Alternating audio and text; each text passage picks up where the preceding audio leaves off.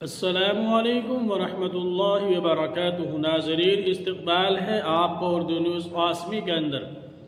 मैं मोहम्मद उमर क़ासमी आप हज़रात को बता रहा हूँ। ख़बर आ रही है उत्तर प्रदेश के ज़िला वाराणसी ज्ञानवापी मस्जिद के ताल्लुक़ से।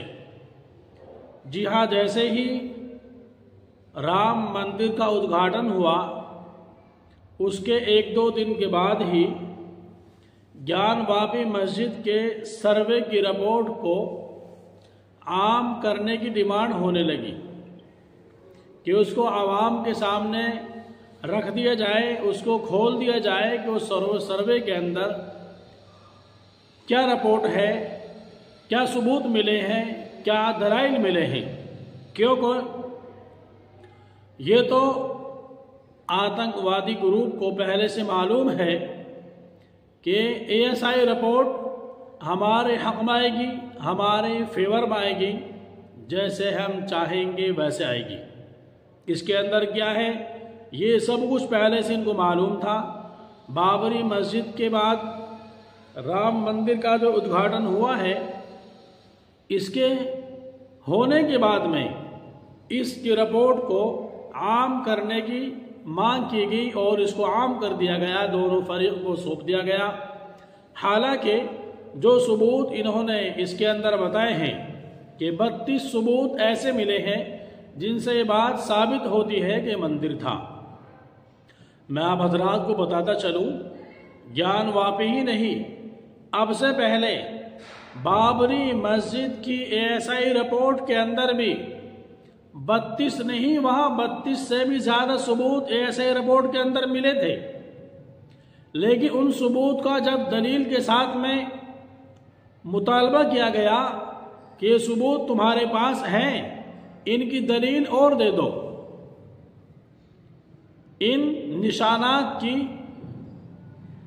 दलील और दे दो कागजी एतबार से, तब वहां ASI रिपोर्ट फेल हो गई, नाकाम हो गई और मुकम्मल बहस और जरह के बाद में आखिरकार सुप्रीम कोर्ट को भी मानना पड़ा कि बाबरी मस्जिद अपनी जगह पर है, जायज़ जगह पर है, मस्जिद की जगह पर है। इसके अंदर मंदिर का जर्रा बराबर 1% भी कोई शोशा नहीं है कि जिससे कहा जा सके कि यहाँ कभी मंदिर था। इसी के ताल्लुक से हमारे सामने रिपोर्ट आ रही है ज्ञानवापी मस्जिद की ऐसे रिपोर्ट के मुताबिक। मुस्लिम पर्सनल लॉ बोर्ड का बयान मैं आप हजरात के सामने पढ़कर के सुनाता हूँ, उसी को बेआईनी उन्हीं अल्फाज में। ये 27 जनवरी यानी कल का बयान है। आर्कियोलॉजिकल सर्वे रिपोर्ट कोई सबूत नहीं है। फरीक मुखालिफ ने इसकी अवामी तशहीर करके आवाम में इंतशार पैदा किया है। सबसे पहले तो 2024 का इलेक्शन हमारे सामने आ रहा है, उसी की भेंट चढ़ रहे हैं ये सारे काम। जी हाँ, नई दिल्ली 27 जनवरी 2024। All India Muslim personal law board के मुताबिक ज्ञानवापी मस्जिद के ताल्लुक से दी गई article archaeological survey of India की रिपोर्ट इस मुतनाज़े मामले में कोई हतमी सबूत नहीं है। फरीक़ मुखालिफ इसका प्रेस में इंकशाफ करके न सिर्फ तौहीन अदालत का मुर्तकिब हुआ है, बल्कि ऐसा करके इसने समाज में इंतशार और बदअमनी पैदा की है। बदअमनी ही पैदा करने की सारी साजिशें हैं। जब तक दंगा फसाद नहीं भड़काया जाएगा तब तक 2024 का इलेक्शन इनके हक में नहीं होगा। उसी के कड़ी राम मंदिर का उद्घाटन भी है, लेकिन लोगों को समझ नहीं है। बोर्ड के तर्जमान डॉक्टर सैयद कासिम रसूल इलियास ने एक प्रेस बयान में कहा कि ज्ञानवापी मस्जिद के ताल्लुक से हिंदू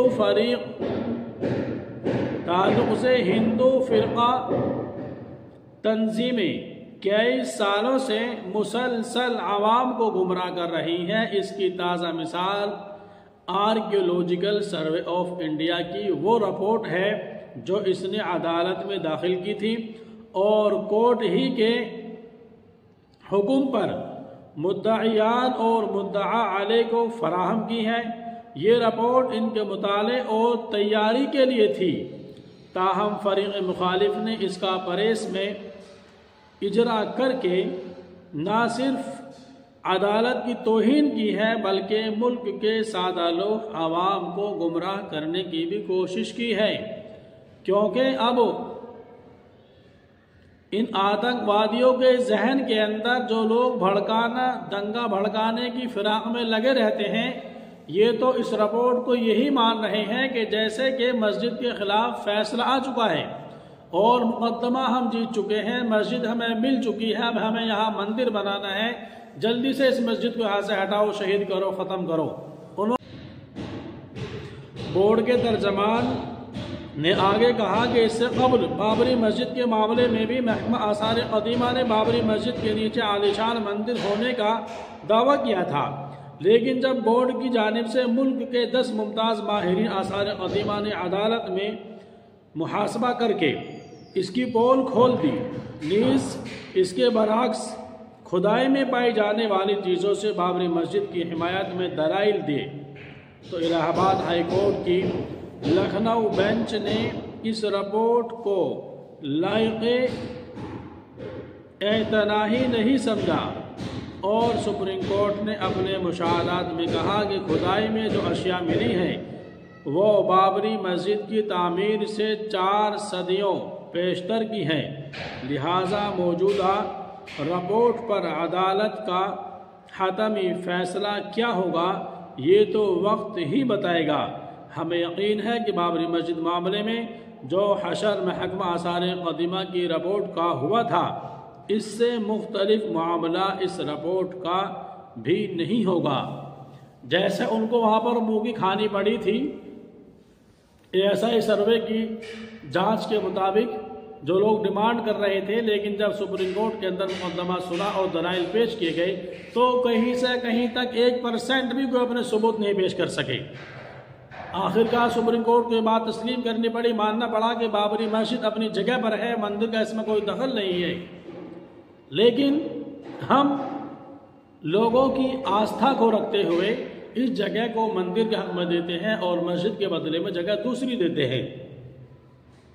बहरहाल जो हश्र सुप्रीम कोर्ट में जाने के बाद में बाबरी मस्जिद के अंदर ASI सर्वे का हुआ था, वही इसका भी होगा, लेकिन आतंकवादियों को और दंगाइयों को ये मौका मिला हुआ है। हमें अफसोस है कि हमारे मोतबर और अहम इदारे फ़िरक़ा परस्तों के हाथों में खिलौना बनकर अपनी अहमियत और इफादियत खोते जा रहे हैं। डॉक्टर सैयद कासिम रसूल इलियास ने आगे कहा कि बोर्ड की लीगल कमेटी और हमारे वकला इस रिपोर्ट का तफसील से जायज़ा लेकर मस्जिद की अंजुमन इंतज़ामिया के ज़रिए अदालत में पेश करेंगे। All India Muslim personal law board इस पूरे मामले पर निगाह रखे हुए है। ज्ञान वापी मस्जिद की इंतज़ामिया से भी बोर्ड बराबर राब्ते में है। बोर्ड की लीगल कमेटी भी पूरे मामले का जायज़ा लेती रहती है। इंशाअल्लाह इस मामले में हर मुमकिन कोशिश की जाएगी। मुसलमानों को उम्मीद का दामन हाथ से नहीं छोड़ना चाहिए और अल्लाह ताला से बराबर दुआ और इस्तिग़फ़ार करते रहना चाहिए। वो मुसब्बिबुल असबाब है। हम मुल्क के आवाम से भी अपील करते हैं कि हतमी अदालत का हतमी फैसला आने तक वो इस रिपोर्ट पर कोई राय ना बताएं, कोई अपनी राय ना दे। जैसे वहाँ आतंकियों ने नमाज पढ़ने वालों को नमाज पढ़ना मुश्किल कर दिया है और उसी के साथ में मस्जिद के ख़िलाफ़ माहौल बिगाड़ने की साजिश शुरू कर दी है, उन सभी को मुतनब्बे किया है। और ये तो जिम्मेदारी वहाँ के पुलिस प्रशासन की है कि किसी भी तरह का माहौल ख़राब होने से, हर तरीके से माहौल को बिगड़ने से रोकें, कंट्रोल करें। अदालतें बैठी हैं फैसला सुनाने के लिए, इन आतंकवादियों के हाथ में कोई फैसला नहीं है। पूरी उम्मत मुस्लिमा दुआ करे अल्लाह रब्बुल आलमीन तमाम मस्जिदों की हिफाजत फरमा ले। इस वीडियो के अंदर इतना ही। अगर आप हमारे चैनल पर पहली बार आए हैं तो चैनल को सब्सक्राइब करें, वीडियो को लाइक करें, कमेंट करें और ज्ञान बाबी मस्जिद के ताल्लुक़ से आपके मन में जो भी हो आप अपने मन की बात को कमेंट के अंदर लिख कर के ज़ाहिर करें। दीजिए मुझे इजाज़त। अस्सलामु अलैकुम व रहमतुल्लाहि व बरकातुहू।